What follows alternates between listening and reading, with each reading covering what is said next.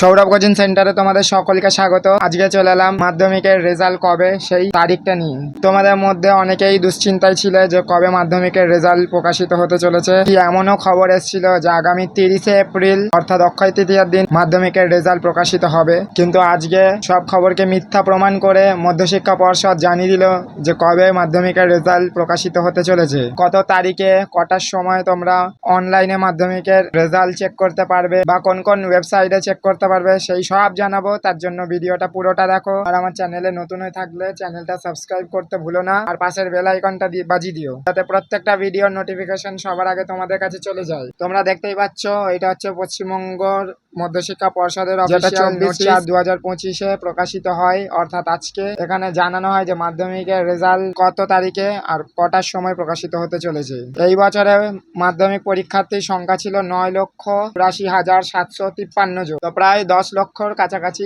মাধ্যমিক পরীক্ষার্থী পরীক্ষা দিয়েছে।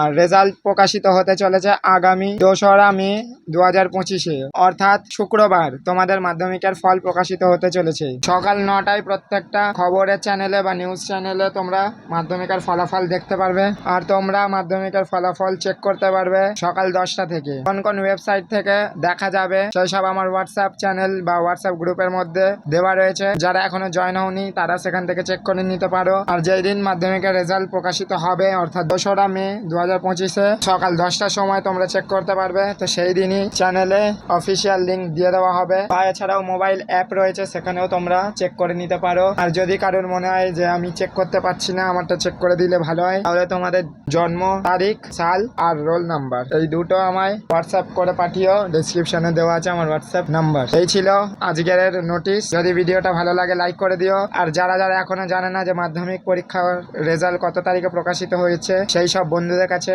তোমরা এই ভিডিওটা পাঠিয়ে দিও যাতে সবাই জানতে পারো। আর একদম চিন্তা করবে না রেজাল্ট নিয়ে, কারণ পরীক্ষা দেওয়ার কাজ ছিল তোমাদের, তোমরা সেটা দিয়ে ফেলেছো। এবার যেরম পরীক্ষা দিয়েছো আর তেমনই ফলাফল হবে। সবাইকে অল দ্য বেস্ট জানিয়ে আমি আজকের ভিডিও শেষ করছি। সবাই ভালো থেকো, আর সবাইকে অনেক অভিনন্দন রেজাল্টের জন্য।